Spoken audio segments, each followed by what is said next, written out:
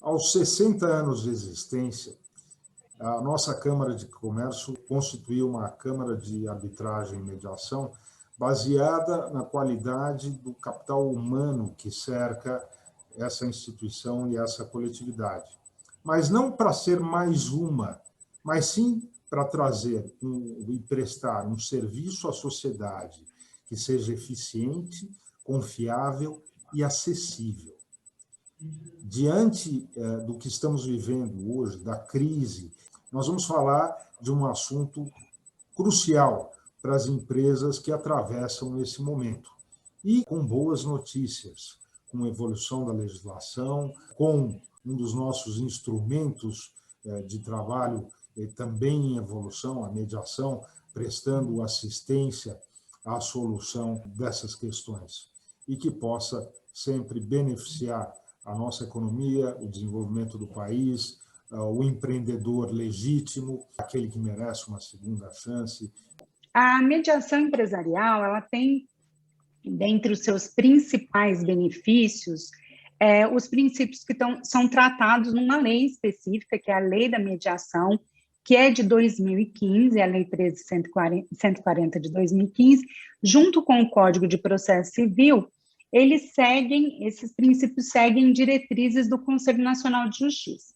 O que isso significa? Significa que existe, a partir de principalmente, né, no Brasil, a partir de 2015, toda uma estrutura jurídica para que a mediação seja aplicada para alcançar soluções factíveis, né, para que realmente os litígios que vão para o judiciário possam ser resolvidos de uma forma menos agressiva, com uma solução mais célere, e com isso as partes se envolverem mais realmente na solução e não apenas aguardar uma solução do judiciário, que é a prática mais comum que nós temos hoje, né? A questão da mediação, ela foi aplicada exatamente para que essas soluções possam ser mais efetivas e, como eu estava falando, não necessitem tanto da decisão judicial, não necessitem tanto de uma solução judicial, né? Bom, e esses princípios, então, eles estão tanto na legislação, né, da mediação, quanto no próprio Código de Processo Civil, e nós temos, essencialmente, os princípios do sigilo e da confiabilidade, né, são os primeiros princípios que a gente pode considerar como extremamente importantes. Então, a discussão da mediação, ela passa pela confidencialidade, pela confiabilidade das partes em quem vai mediar. O mediador, ele precisa ser uma pessoa que não tem envolvimento com nenhuma das partes, exatamente para que exista um distanciamento dos interesses de cada parte em relação a esse mediador. A mediação, ela também envolve uma questão de sigilo, até para que a solução dada naquele caso especificamente não seja de conhecimento geral das pessoas, de uma forma, né, específica. Bom, o segundo princípio que nós analisamos como essencial é a autonomia das partes. A mediação, ela tem como primazia um protagonismo das partes no procedimento, exatamente para que elas possam ter pleno controle sobre o resultado. Eu acredito que, dentre todos esses princípios, o custo direto e indireto infinitamente menor, né, principalmente se a gente levar em consideração uma recuperação judicial, que eu estava citando o exemplo de Goiás. Nós aqui, as custas não têm teto, né? Então, não existe teto para as custas judiciais. Então, com a alteração, por exemplo, né, a recente alteração da Lei 14.112, que trata da Lei de Falência e Recuperação, que fez a alteração na Lei de Falência e Recuperação, o valor da causa, ele será determinado, no caso da recuperação, pelos créditos, né, a serem pagos, e no caso da falência, pelas dívidas. Então, esse valor, ele tem a tendência de ser ainda maior com a alteração da lei. Então, mais um motivo em que a mediação, ela tem uma outra grande vantagem em função da diminuição dos custos diretos e indiretos na solução do conflito. E, sem dúvida, a celeridade, que foi aí tão festejada, tanto na lei da mediação quanto no Código de Processo Civil, e que também na nova lei de falência e recuperação foi determinante, né? O princípio da celeridade é um princípio determinante para que a falência ou a recuperação tenha tempo específico, né? Inclusive, uma das grandes alterações, eu vou falar daqui um pouco sobre a lei de falência e recuperação, mas uma das alterações que foi mais almejada, né, foi o tempo que o administrador judicial tem para apresentar o plano de venda, né, no caso da falência, ele tem 60 dias para apresentar o plano, e ele tem até 180 dias para realizar esse ativo após a assinatura do termo, né, após a entrega do auto de arrecadação, e contados esses 60 dias da assinatura do termo.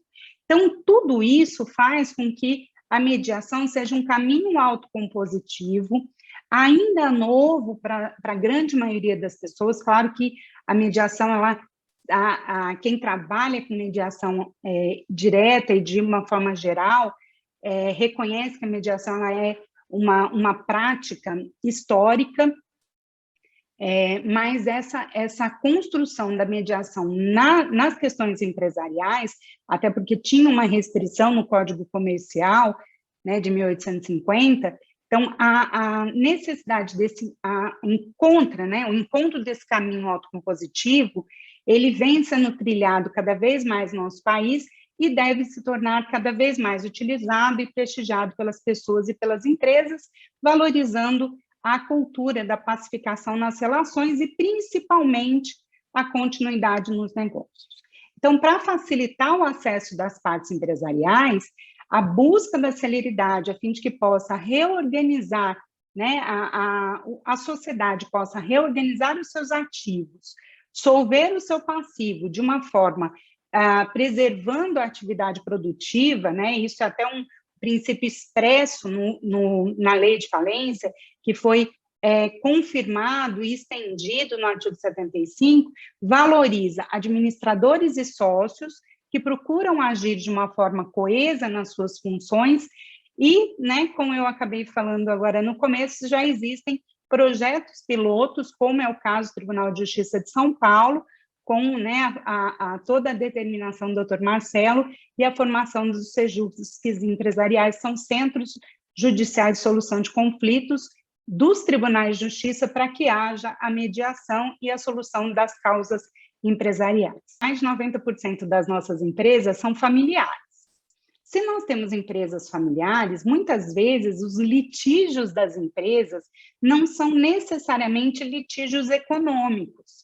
Claro que quando o litígio econômico acontece, as disputas ficam ainda mais acirradas, mas a questão do litígio familiar dentro da empresa, muitas vezes afasta a discussão objetiva e leva a discussão empresarial para um campo que se torna completamente subjetivo e envolve, né, os empregados, envolve os colaboradores, e isso vai deteriorando a construção societária, muitas vezes que já fez a transmissão de uma geração para outra, só que essa transmissão não foi feita de forma organizada, né? Hoje nós temos o planejamento societário, que é uma área que realmente é extremamente necessária para que as famílias possam transferir a atividade para quem realmente tem a capacidade de gerir, colocar os familiares que não desenvolvem diretamente a atividade em postos de conselho, para que consigam organizar a atividade da melhor forma possível para não chegar numa recuperação e numa falência. É por isso que se aconselha que a contratação de profissionais para fazer a mediação empresarial, esses profissionais podem lidar com os conflitos existentes e, muitas vezes, evitar conflitos que escalem, né? Eles vão crescendo e chegam a patamares destrutivos da atividade e, sem dúvida nenhuma, vão levar à insolvência patrimonial ou mesmo a desconstrução societária daquela empresa. E a gente precisa lembrar, principalmente para os empresários, que empresa para o jurídico é a atividade, não é propriamente a sociedade.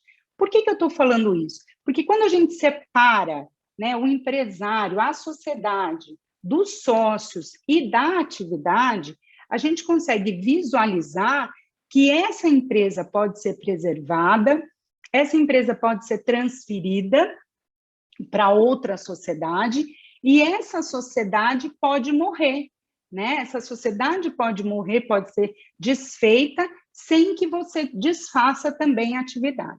Por que eu estou falando isso? Porque muitas vezes os sócios vão retirando patrimônio de outras sociedades, de outras atividades, para abastecer uma sociedade que não tem gestão, que não tem desenvolvimento, mesmo que tenha uma empresa, tenha uma atividade extremamente produtiva, a má gestão vai levando a essa construção destrutiva, principalmente quando a gente fala de construções familiares.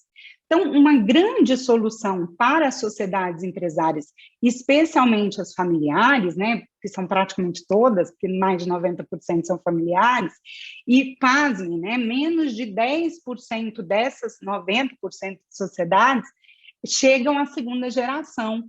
Isso é muito triste. O Brasil, infelizmente, a gente tem esse histórico, né, de não transferir à sociedade o que, para uma cultura tão forte, né, como a cultura que vocês desenvolvem, libanesa, ela tem a tendência de ser muito mais construtiva, né, quando as famílias conseguem se organizar também de forma empresarial. E como que faz isso?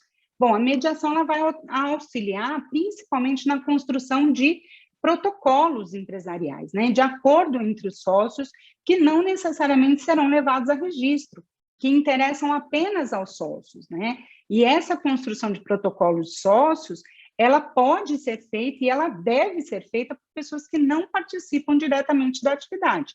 Não adianta o advogado da própria empresa, que tem um envolvimento direto com os sócios, realizar um protocolo e ele não vai ter um distanciamento suficiente para poder desenvolver, e muito menos as ferramentas adequadas para serem utilizadas, caso ele realmente não seja um mediador, tá? Então, no caso desses conflitos prolongados, a frequência, né, a tendência é que você acaba perdendo realmente a empresa e não só a sociedade.